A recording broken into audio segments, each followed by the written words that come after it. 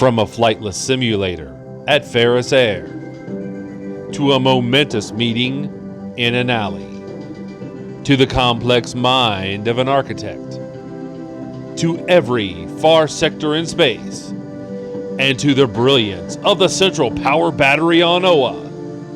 This is the podcast that covers the adventures of all of your favorite ring slingers. This is the Emerald Echo with your hosts, Adam and the Emerald Enthusiast. Welcome to another episode of Emerald Echo. As always, I'm your host, Adam, and with me, as always, is my co-host, the Emerald Enthusiast himself, Donnie. Donnie, how's it going? What's up, everyone? It's the man whose ring runs on fanboy energy. It is the Emerald Enthusiast, back once again for another installment of GL June. Yes, it's our annual contribution to this wonderful podcasting collaboration that we do with that we are invited to do with a host of other fantastic Green Lantern podcasters, and we are very appreciative of being asked back. What is this? Our third go round, fourth go round? I believe so, and we're going to be covering issue number 4. So there's going to be 3 other installments of this that you will need to listen to before you listen to this episode. So we'll link all those. Make sure you listen to all of the GL June podcasts. Yeah. But again, it's always nice that we're asked back to be part of this, and very much so. And so we're glad to be part of it. Before we get to the issue that we are going to talk about, unlike Barry Allen, we're never late to the party. Right, we are. We try to keep on time, and you know. Actually, that's not true. We've been late a couple of times, but, you know, we do our best. Yeah, well, I mean, listen, the episodes come out, and we try to put our best foot forward, and so that's what counts, right? So, you know, and but before we get to the issue that we are going to be looking at, as we always do, we discuss news regarding Green Lantern when there is news, and there is news. All of it surrounds the upcoming Lantern series from DC Studios and HBO. So before season 1 airs, we got news of the fact that the writing room is reconvening for a potential season 2. You know, they're starting up again, and they've added Christopher Cantwell as a producer and part of the writing room. Now, Christopher Cantwell, as far as I know him, has written a bunch of stuff for Marvel Comics, including some Iron Man stuff. That's the stuff that I'm aware of him from. I don't know much if whether he's written any DC or Green Lantern per se, but it's nice to have a person, another comics person in the room, you know, writing and contributing to the stories for the show, whether they've worked at DC or not. Because if you're in the comics industry and you're a writer, I'm sure you're somewhat aware of who and what the Green Lanterns are, and so, you know, and again, it's always good to bring in the talent from the comics. The reason Christopher Cantwell is joining is because Tom King will be busy with working on Mr. Miracle, the animated series for DC Studios.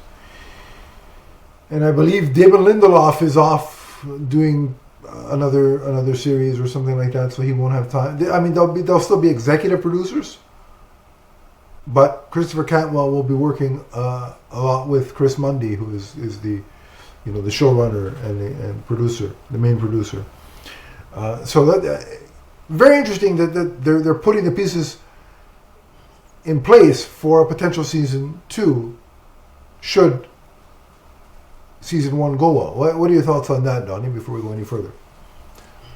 I'm surprised that they're going to go ahead with the season 2 without season 1 having been out at all. Well, again, but I'm also happy. it's not as if they've officially, no pun intended, greenlit season 2, but they're preparing. You know, they're putting the pieces in place so that if the green light does happen, they can quickly go. But you know, that's a lot more faith than we've seen in anything Green Lantern related since 2011. Right. Yeah, absolutely, absolutely. Yeah. The fact that they're preparing for a potential season 2 is a step in the right. It's a good sign. That's a lot different than, hey, do you want this Green Lantern project? No, we're not going to give that to you. But we know you want this Green Lantern project, but we're not going to give that to you. I mean, that went on for years. Well, what I think it means is that everybody involved at DC Studios and HBO are confident in what they have, even though we haven't seen it yet.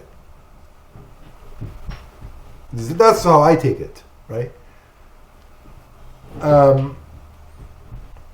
Speaking of season 1, which we haven't seen yet, there's been another trailer or a teaser or however you want to phrase it, and you've talked about it solo on your channel, but we haven't talked about it together. So let's dive into it. I'll start off by saying I really like the first trailer. I love this one. I love the second trailer. There were people online. What's the polite way of saying this? Bemoaning. I call it whining, but bemoaning. Let's be nice about it. Yeah. About the lack of green and the lack of constructs, the lack of this and that in the first trailer. So what do we get right off the bat? We get a lot of green constructs, Donnie. It's amazing. Atlantis show actually has green in it, and all we needed was some patience. Imagine that. Yeah. Fascinating how that works, eh? Yeah, and we only got a taste of it, but who knows what we're going to get on the show. But it showed that there's obviously going to be plenty of green energy on this. People are still harping on the costume, but again, we have not seen the finished product yet. So before I get to the costume of it all, which I'm sure we'll discuss at some point, but I loved the whole thing with the money. Where he creates the bill. He did that in the comics once too. There are a lot of people that are just like, "Oh no, he would never do that." And I'm like, one of the first. Yeah. He actually, in one of his earliest appearances, he created a monster just so he would have something to deal with because he wanted to get out of an uncomfortable conversation with Carol Ferris. Right. Yeah. So he's not Mr. He's not Mr. Altruism. He's not perfect. All the time. Right. He doesn't spit the gum and knock it over his his shoulder. Exactly. Absolutely. There's only one that can do that. But I love that because all you see is John looking at him. He's like, "Did you just create counterfeit money with a ring?" And he's like, "No." Like the banter between those two. Yeah. I mean, it's just fantastic, and both of them exude the personalities of the characters they're playing. Yes. Fantastically, and So I love the construct of the bunny. I also love the construct. There's the scene where you see Hal is being cornered in I don't know if it's an office building or a diner or whatever. I think it was a diner, but I'm not sure. I've gone back and watched the trailer probably 25 times at this point. Pretty sure it was some kind of diner. I'm not surprised. Yeah. But anyway, he's being cornered by guys with guns and as they round the corner, like he's already got a green force field up. But what really kind of sort of intrigued me about that was just the casualness, the ease of which he created it. Yes. He didn't have to point his ring and aim at whatever and use a lot of willpower. He just did it like that. And what I equate that to is the benefit of having a more seasoned, older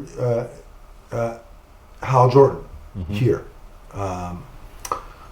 So I think that was really like the effortlessness was. I like that because it's like, okay, he's got experience. Like he knows what he's doing, right?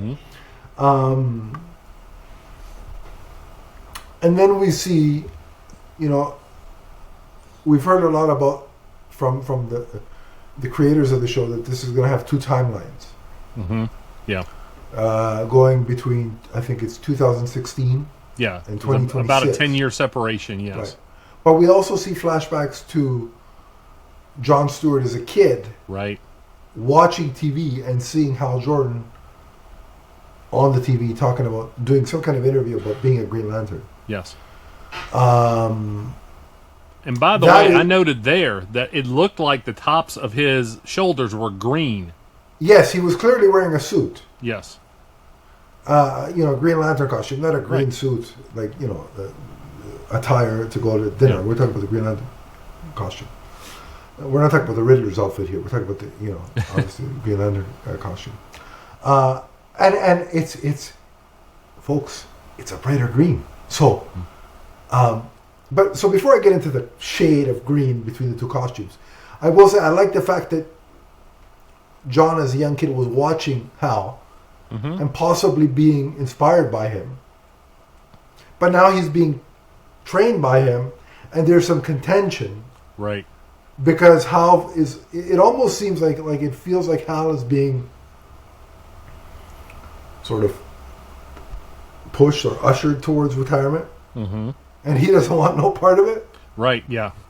In fact, he says that in the trailer. He was like, you're going to get this ring over my dead body. That's he. He was a little He was a little saltier. Yeah, it's like me after every time I talk about Mitch Marner, I use a certain expletive, or I use multiple expletives, but that's besides the point.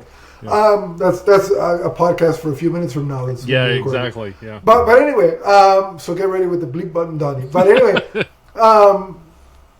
I can just see people now. Why are there 137 jump cuts in this? So I like the different dynamics that the time jump offers between the two, right? And I gotta say, I really love John's confidence in this. That he's like, I can do a better job, than Hal at being a Green Lantern. Like, he's very confident.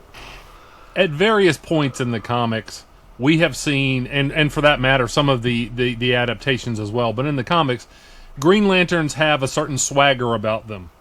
And John and Hal here, they have a personality conflict. They're both very confident in themselves. And I don't want to see John Stewart or Hal Jordan have the personality of Clark Kent.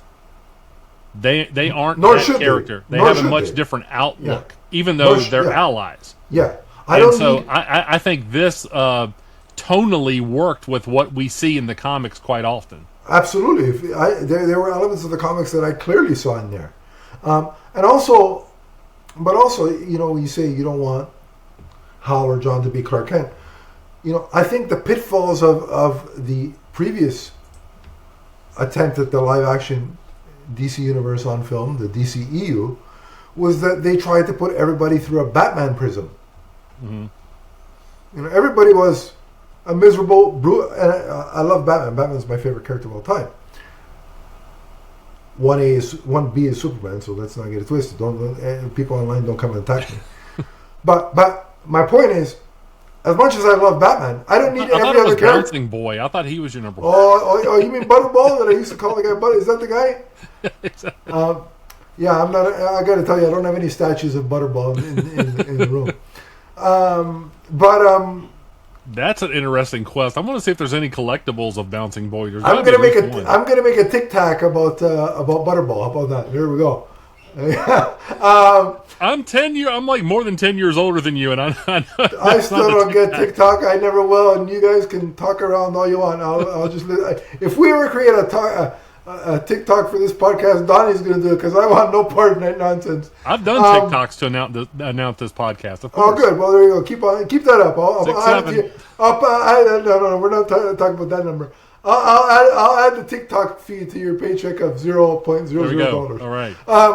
So there's a bit of a raise there for you, Donnie, coming up. So as much as I love Batman, which is the point, was back to my original point of the conversation, I don't want every character to be a brooding, individual out for vengeance. Sure. Right? So I don't need John Stewart to be Bruce Wayne with a ring instead of a cowl. Mm-hmm. So I like, these two guys, these two Green Lanterns, have very different personalities. Yes. But those personalities are consistent with their comic book counterparts. Mm-hmm. The other thing that I find very interesting about the trailer, that I don't know what's going on, because they don't give you much, but you see Hal pointing his ring and blasting a red. Several red beams beam. of red energy, yes. Right. So I'm curious, is that Red Lantern related, or is that just me projecting that I want it to be Red Lantern related? Right. Well, I addressed that in the video that I put on my channel. I think it could be one of two things. Number one, it could be some kind of like, uber weapon where, because you kind of see the beams converge right before it cuts. So it could be a number of beams coming from a weapon, and that's how they converge, kind of like Death Star. Sure. But it could also be the Red Lantern core. Right. So that's a very real possibility. And also, even as both Hal and John allude to the mystery, whatever murder mystery is going on in this town, they talk about, they talk about that everybody's being lied to, and they have to find out what's going on. Mm-hmm. There is going to be obviously alien elements, because you see John being attacked and subdued by some device that looks alien, like alien weaponry. Mm-hmm. And it emits, wait for it, hold on, a yellow light. Imagine that. I mean, you think there's a reason why this show's called Lanterns and not just Green Lanterns? As if, again, wait for it, there's going to be more than just the green ones? Right. Well, it's like I told you, whenever I see any kind of color pop up in a Green Lantern adaptation, I'm like, wait, what does that mean? And it doesn't always mean anything, but it could mean that weapon was powered by some kind of fear energy. Sure. And the other thing I think that's important to remember is that we've been told that there's going to be the sci-fi elements. And we even see it in the trailer when you see how flying to or onto a planet, I don't know if it's Oa or what it is, it could be Oa, but it seems like he flew to one of the science cells and was talking with the prisoner. Now we see the prisoner from behind, but I think that's Sinestro. It could be. I'm still not exactly sure. I'm like, is Howland the one in confinement, or is the person he's talking to in confinement? To me, Talking through some kind of large window. I looked at it as he was talking to the person in confinement. Is how I look at it. Because their initial shot when we first see him in the costume is the doors opening, right? As if he's going to go through them. Why would that be the case if he's the one in confinement? You know what I mean? And then again, regarding the suit, yes, it looks discolored. It looks worn, battle damaged, right? Mm-hmm. Well, it really confirmed what you and I talked about, is that I said that there are going to be multiple versions of the suit. Right, yeah. That there's not going to be one suit, and I think we've seen that at this point. Yeah. Yeah. But again, at the end of the day, I can definitely see the Earth One influences on that suit. Yeah, we were told that's what we're going to get here.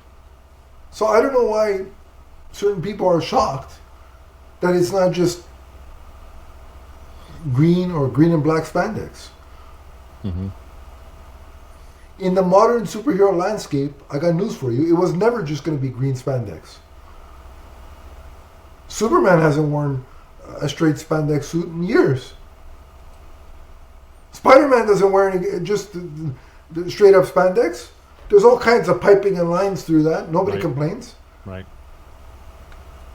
I mean, these things have evolved. And also... Which, by the way, remember, and I've said it before, I didn't mind the 2011 look. I think they spent too much money on it.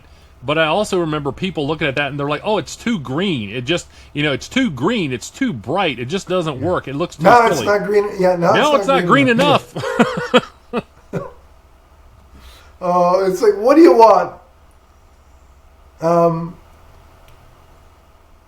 also, I don't know if this is just a function of the animation that was, but it kind of the armory aspect of it kind of reminds me of Green Lantern the animated series.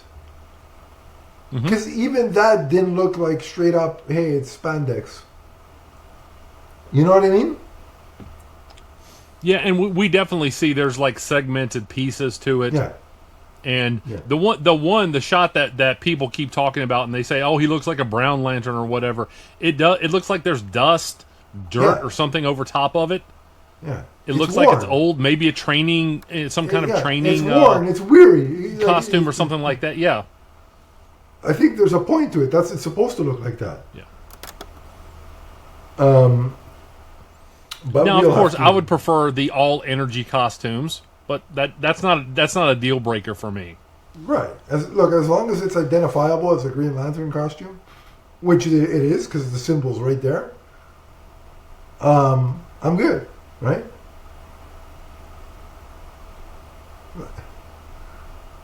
As an example, I wasn't a fan of the overdone Dark Knight Rises costume where it had all these segments and aspects of it, right? Like I loved the Batman Begins suit, but when they changed it, I was kind of like, that's a little much for me, right? But did I still watch the Dark Knight and Dark Knight Rises and end up loving those movies? Yeah, because at the end of the day, he was still Batman. He still looked like Batman. It wasn't like, oh, now I don't know who that's supposed to be. It doesn't look like Batman. It looked like Batman. It just wasn't my favorite iteration of the suit. Mm-hmm. Now, contrast that with Batman vs. Superman. Did that look like the Frank Miller Dark Knight Returns comic come to life? You're damn right it did. Mm-hmm. Did I like that movie? No! Absolutely not. I would rather have 10 colonoscopies in a row than rewatch or relive that movie. So I liked it, but that's a different podcast. But, and you're entitled. And I love that you loved it, but or liked it, or whatever grade of loving. Love might not. Yeah, I'd put it into a very good category. But that's great for you. But my point is, Batman that might be the most comic accurate costume Batman's ever worn in live action. Mm-hmm. But I still didn't like his characterization, and I didn't like the movie. So I'll take Christian Bale's segmented armor in Dark Knight and Dark Knight Rises over that any day of the week. So the costume is not the deal breaker. Does the character Does the character remind me of the character I read in the comics? In the case of the Lanterns trailer, the answer is yes. Mm-hmm. And I'm excited. And the last thing I'll say on the trailer, unless you have anything else to add, is I love that they kept hammering home the message of... In the interview, Hal says, the main thing about being a Green Lantern is not being afraid. Mm-hmm. And we heard that phrase echoing throughout the trailer. Are you afraid? And I love that because that means to me that Sinestro is going to have a big part to play in this, and I can't wait for that. So, exactly. Well, and speaking of being fearless, do you not remember 10 years ago all the guff online about Daredevil's costume? He doesn't look Daredevil enough. This is not right. And we got several versions of the costume, and look where we are now. And I love that show. Exactly. And it's almost universally loved among comic book fans. That's one of the best superhero shows they've ever put to television. Exactly, yeah. Just be patient. We don't know what awaits us. We've seen a minuscule sliver of 8 hours of television. Let's just relax. Yeah. Because on August 14th? August 16th. Okay. So on August 16th, we're going to be able to sit down and really get a sense of what this is. But I'm excited. As of right now, as of 2 trailers in, I'm really excited. Any final thoughts on this? No, it's just like you and I waiting for, the NHL draft. Good things are on the way. You just got to be patient. Yeah, right. And I wonder if the number 12 will factor into the Lantern series at all. Maybe Well, there's probably more. There's probably about 12 characters in the show, so there's There's that. definitely more than that. But I tell you what, I've never loved the ping pong ball with the number 12 on it so much. Yeah, I think I'm gonna get that I'm gonna get the Leaf logo and then inside the Leaf logo a tattoo of the 12 ball. That's what I'm gonna do. But no, I'm counting the days. I try not to dwell on it too much because the closer we get, the more excited I get. That You talk about lanterns or the draft? well, both of them, but really Lantern, okay. you know. Yeah, it's exciting, and you know, I just want to see the full show now. Mm-hmm. That's where I'm at. It's like if we don't get another trailer, I'll be okay. We probably, I'm venturing to say we might, but if we don't, I'm okay. I'm just ready to see the show at this point. But I think that's all we have to say regarding Lanterns. So what we'll do now is take a break and come back and discuss our issue of GL June. Stay tuned. GL June, yes. We'll be Don't right go anywhere. What's up, everyone? It's the Emerald Enthusiast. For all of your multiverse viewing and listening needs, check out our shows, which include Teenage Mutant Ninja Turtles, Ghostbusters, Power Rangers, the Marvel Universe, and the DC Universe, including the Emerald Echo podcast. You can check us out on Podbean, and remember to subscribe right here on YouTube. That's the Multiverse Musings Podcast Network. From the first podcast to the last. And we're back. We are. And as promised, GL June takes center stage. So Donnie, take it away. What issue are we talking about today? Okay, so make sure that you check out the first 3 episodes of GL June because we're going to start off here with issue number 4 of The Broke and the Tardy.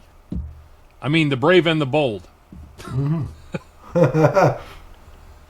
I'm not wrong about that, though, because they hammered that point home all the way through this.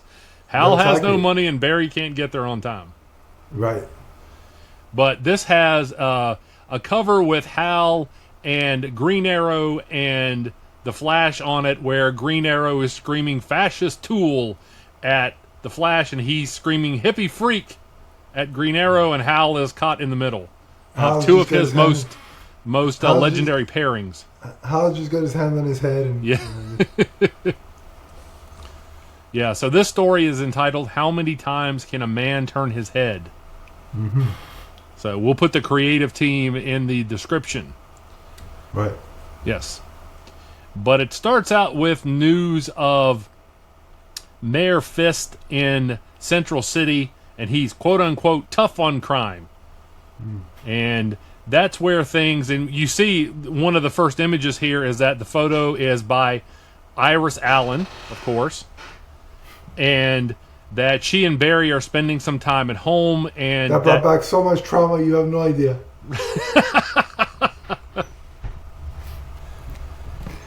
But, yeah, so the two of them are spending time at home here. And I really like the art where Barry decides to just basically do all the chores around her, you know, in the blink of an eye. That was some great art. That'd be a nice power, eh? Yeah, exactly. Your wife would be happy about that if you had that power, I think. I'm sure. but you see the issue here is that Barry feels like things have kind of gone overboard. He's spending a lot of time at home.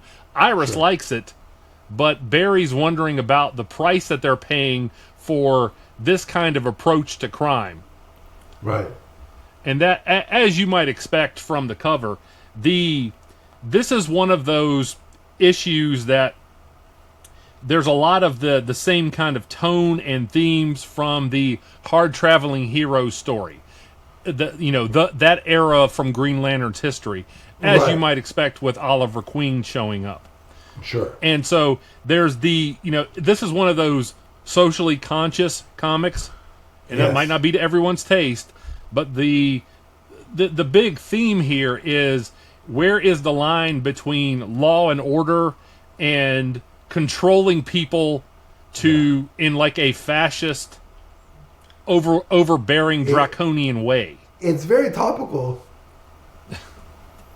This was This was written in 99, 2000, correct? This came out, I believe the street date was 2000, but it came out at the very end of 99.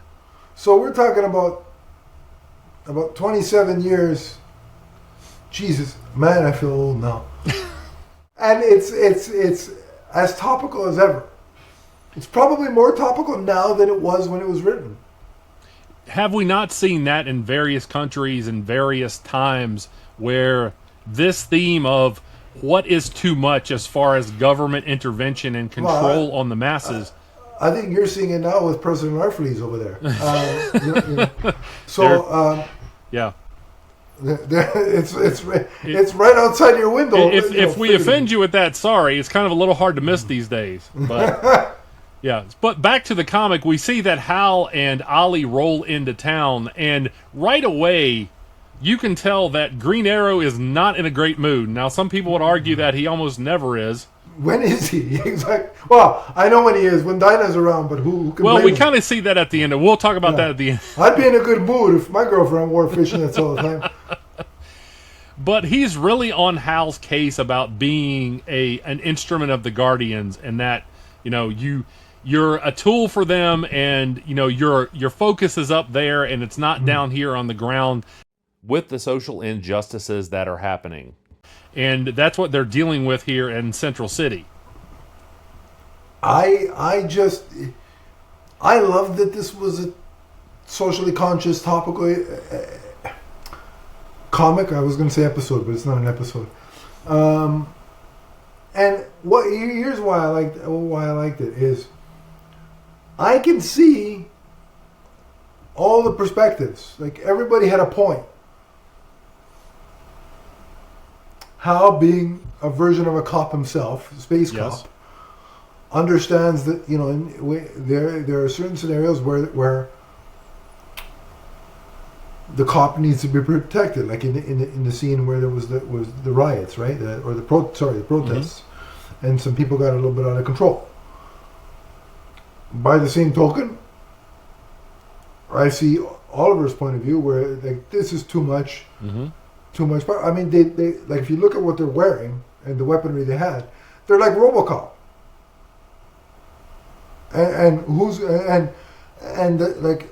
Yeah, this is obviously a very heavy-handed approach from Mayor Fist. If you just look at what Hal and Oliver were arrested for, like, it's the bare minimum. It's like the bare minimum. It's basically nothing. Yeah, it's an unregistered vehicle. By the way, did you notice the little Easter egg in that panel? Yeah. The license plate. Yeah, I thought it was great. That was cool. Yeah, that, for those of you who don't know, I'm assuming everybody probably does. That was the start of the Neil Adams, Denny O'Neil era, the hard traveling heroes storyline. Yeah. Green Lantern, Green Arrow number 76, and that's what it has on the vehicle here. GLGA 76. Yeah, I love cool. little nods to the past like that. But the fact that they're getting beaten down because of an unregistered plate, right, seems a bit excessive. You know what I mean? Right, exactly. And you could make the point that Oliver is I mean, he does overreact. Don't get me wrong. Yeah. I mean, he doesn't make things easy on himself. But at the same time, an unregistered vehicle doesn't necessitate a physical confrontation, and that's what we see here. I mean, there's 2 points to take away to apply to real life. If you're ever stopped by a cop, 2 things: don't purposely antagonize them and make it worse for yourself. Right. But there should be limits to what they can do and bring you in for, right? Mm-hmm. So. And again, hitting somebody, and again, I realize Green Arrow can be abrasive, but hitting somebody in the back of the head because he's like, he's resisting, so bam. Yeah, this guy was like Big Boss Man on steroids. Right.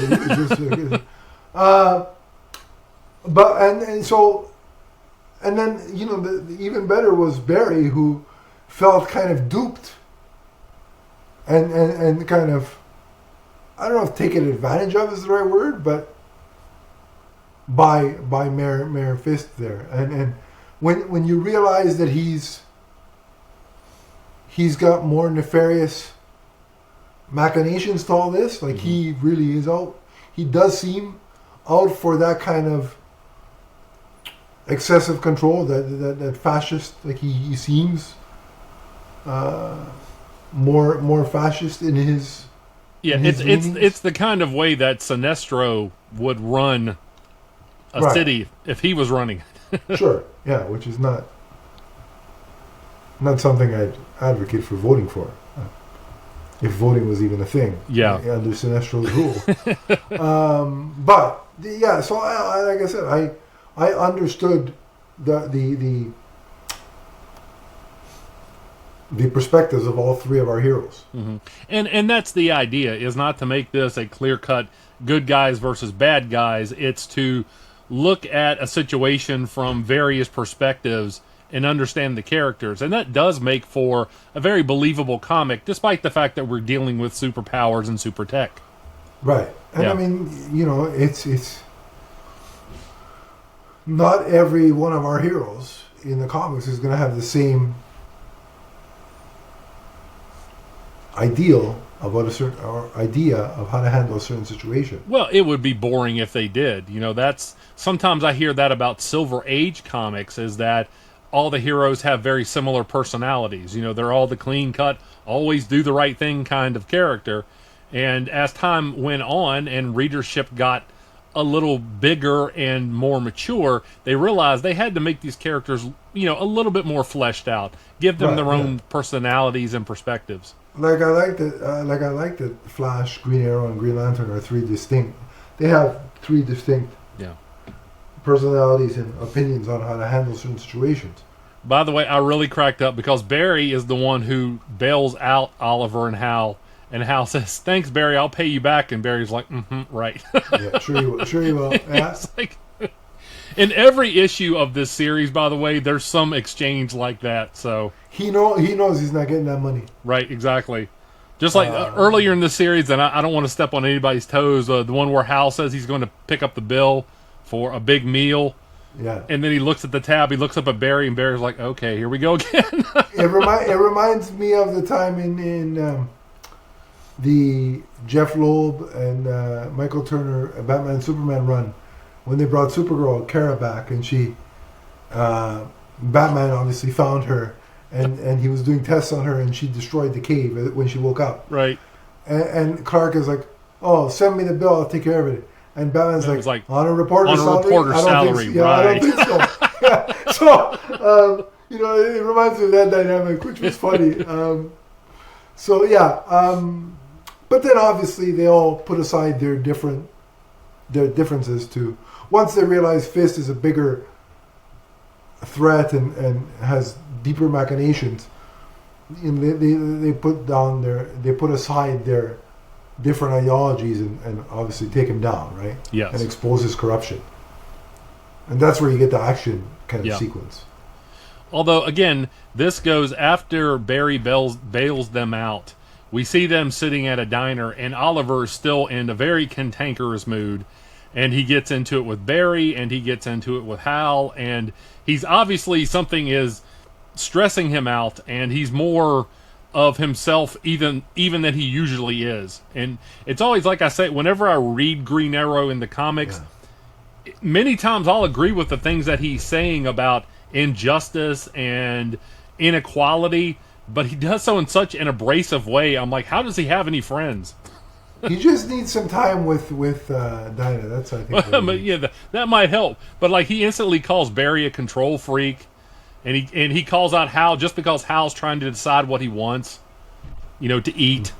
Yeah, he's just. Which leads to them nearly getting arrested again because they have a police officer come over to the table, and he's like, "Is there any issues here?" And they're like, "No." So, it's. There's some great expressions drawn here too. By the way, we get a lot of close-up panels in this comic. The artwork was phenomenal. I absolutely loved it. Mm-hmm. It felt like I know that it was 99 2000, but it felt like something out of 1970 70s, that era, right? So I everything looked fantastic. Mm-hmm. Absolutely fantastic. And I really like the panel, though, where, the police officer comes over and he's like, is there a problem here? And and Hal Jordan immediately takes his hand and puts it over Green Arrow's mouth, and he's like, don't make this worse. and if this was in live action, people would be complaining, why didn't you use a construct to cover his mouth? The construct wasn't green enough. Yeah. So, but, yeah, no, I like I said, I think this issue didn't have as much bombastic action as we're used to, but I didn't mind it because it was a philosophical exploration and a deeper look into these characters' personalities, and I like those stories. Now, I wouldn't say I want those stories every issue all the time, but every so often in a run, it's nice to have those those few issues that really dig deeper into the characters' personalities. Well, and that's why I like Green Lantern so much, is that not only do you have different titular characters, you have very different eras and very versatile storytelling possibilities. And so you can tell something like this, or you can tell something like Sinestro Corps War or Blackest Night or Emerald Twilight, which is very different. But this is very character-centric, and again, exploring the viewpoints of three heroes who all have very different points of view. And I think it's worth pointing out that, even though we're part of the series of issues, you can read this issue and read it as a singular, story without having read anything that's come before and be okay. Yeah, this is something like each issue has its own pretty much self-contained story. And if you want to read this, you're not going to feel like you're bogged down with a bunch of continuity that won't make sense, that will make this not make sense to you. Absolutely, 100%. Is there anything else you want to say before we wrap up, or? Well, no, we should talk a little bit about, their meeting with Fist here at the very end. Oh, yes, the very end. Yeah. Yes. Yeah, go ahead. Yes. Start us off. Yeah. Well, and again, they come in and you can tell that Fist is very egocentric, and he was like, I'm doing what needs to be done, and hey, I was elected, don't forget that. Yeah. And so if you have a problem with that, remember, I'm for the working man, That's what every despot throughout history has said, things like that. I'm looking out for the little guy. I really am the good guy, Again, this sounds all very of today, if you know what I'm saying. Made me wish for all three of those guys to be real in today's day and age. Well, and Hal steals a file because he really wants to know what's going on here. Why, there is this bubbling unrest in the city because of the type of rule that Fist is employing. Right. So again, it speaks to Hal's willing to bend the rules when it suits him. Mm-hmm. Right. So. And they actually let a couple of the well-known rogues here out of their cells, and to help them in the fight. Yeah. Which reminded me, there was another issue. I think it was 126. I'm not exactly sure. From Volume 3, where Kyle Rayner goes undercover, and he realizes that there are prisoners being experimented on. Right. And so that's another issue that Green Lantern comics have covered in the past. Is even though there are people who do things that make them liable under the law, where is the line for human dignity? And when Flash and Green Lantern and Green Arrow are letting out members of Flash's Rogues Gallery, that's how bad, like, for them to do that, that's how bad they think Fist and his, overall plan and machinations are. If they're willing to work with the Rogues, right? Right, yeah, exactly. But it made me laugh how happy Green Arrow was when they decided they agreed to do that and let them lose. They're like, oh yeah, finally, he's all happy with Hal because he's like, finally he did the right thing, right? Well, and you talked about RoboCop earlier on. One of the weapons that's employed by Fist against the heroes when he realizes they're breaking out, the two rogues, is Metacop. This giant hulking cop. Yeah, yeah. And then, what is it? Ollie makes the joke. Yeah, wasn't mean. I never. He goes, Metacop. I never met a cop I like. Yeah. That was funny. That was good. Yeah, and so they end up tangling with a bunch of Fist's cops here again that are all kind of in their specialized riot gear. Right. Yeah. And again, this is where the action is in part 3, as you might expect. Right, and they ultimately take them all down, and Fist gets taken in, and he's going to face the consequences of his actions. Mm-hmm. So there's going to be a need for a new mayor. And I like that, Hal says he's going to stick around for a while just to make sure things go according to, things work out accordingly. Right. And that's when Dinah comes in and yeah, and we should say that the mayor is arrested here. Yeah, I did. Yeah, I mentioned that. Yeah, he's taken in for his crimes, and so Ollie goes off with Dinah, and the one thing that made me laugh when she came in was when she's like, "Oh hi gentlemen," and Ollie. Exactly. Hello, gentlemen, and Ollie. Yeah. Yeah, that was funny. And then Oliver's line about when he goes to Hal, "You gonna follow behind in a green limousine?" Yeah, she has a habit of softening up Ollie, and I think that was the point here. Yeah, and so it ends on a positive, and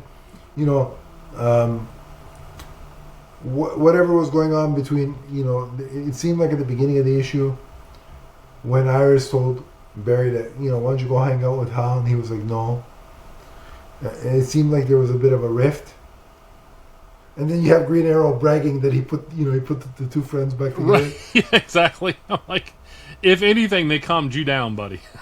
Yeah, so I thought that was funny as well. So, this book had a serious tone to it because the obviously it's talking about an issue that could get, power run amok. Yeah, it's an issue that is topical and could get certain people testy, right? Nowadays. But again, there was the humor and levity there as well that kind of kept things, when needed, it kind of smooth things over. Yeah. So I thought the tone was good for this issue, and it really did. It was harkening back to the hard traveling heroes run, and I really liked that era. And obviously, reading it in hindsight because I wasn't around for most of that. Right. But I really liked this issue. I thought it was really good. Well, yeah, and I mean, very dark when they were talking about the mayor, doing forced lobotomies. That's pretty dark. that's not a kid's story. It goes into dark places and more grown up themes. But again, the levity was there to kind of balance things out. But overall, I really enjoyed the issue, and I thought the art was just phenomenal. Did you want to rate this like we would a normal issue, or? If you want to, sure. All right, go ahead. Give us a grade out of 5 for story and 5 for art. I'm going to give the story 4.5. I'm going to give the art a 4. I really liked most of the art. I liked Hal's constructs. I've always had an issue with the way I think the ring was drawn just a little too small, a little too slight looking, and also the way that the black sections of the costume were a little too gray for my liking. Okay. And I know I nitpick, but I mean after I've spent almost 50 years reading Green Lantern comics, I get a little picky about what I like and what I don't like. No, but that's fair. The ring did look a little bit. What's the word? Pedestrian, maybe is the word I'm looking for. So I'm going to give it a 4.5 for story and a 4.5 for art. Yeah, that's strength was really again the expressions of the close-up expressions. I think that was that's where I come in. But I have the same kind of quibbles that you do. but 4.5 and 4.5 for me. But that pretty much brings this episode to a close. And oh, I should mention, did you? I like when they're a very obscure kind of character. When I think was it Flash? Yeah, I think Flash was like, yeah, I liked Eve Dormus better. Yes. Than Oliver. Yeah, that she was a short-lived girlfriend of Hal Jordan in the Silver Age. I believe it was Volume 2, number 58. Ah, okay. Yeah. Okay. And cool. Yeah. So nice. There's been a few love interests for Hal, so I don't expect everybody to like remember all of those. Yeah, he's got that kind of like a in terms of the love interest, he's kind of got like that Captain Kirk. Mm-hmm. James Bond kind of thing going on. Yeah, and so did Kyle for a while there too. He was even going to other planets and meeting women. Yeah, but Kyle was just. Yeah. Kyle, I bet you Kyle and I have a similar. Well, he has a list like I do. I think Kyle does, and so that's why. But yeah, no. Again, this was a blast. Being part of GL June is always fun, and that brings our portion of GL June to a close. For this year, but there's still more to come. So check out all the episodes that are part of this collaboration. Mm-hmm. And yeah, we love doing this, and I love listening to all the other podcasts too. Yeah, it's fun. Yeah. It really is fun. And the camaraderie of it all. And I love interacting with Chad and Dan and Will. And Phil, all of you, Yeah, it's fantastic, and so check out all the other episodes, and then once you're done with the whole experience, if you want to come back and talk more with us, you can on social media. Donnie, where do they find you? You can find me on Facebook and YouTube and Blue Sky and Threads as the Emerald Enthusiast. Let's talk comics. Let's talk collectibles. Let's talk Green Lantern. If you want to track me down, it's at Adam_LeesFan. I'm on X. I'm on Blue Sky. We have a Facebook group, which I will link in the description below. Click that, and I will add you if you want to take the conversation there. But until next time, remember that GL June is, well, yearly, but forever. From the first episode of the crossover to the last. So long, everybody. So long, everyone.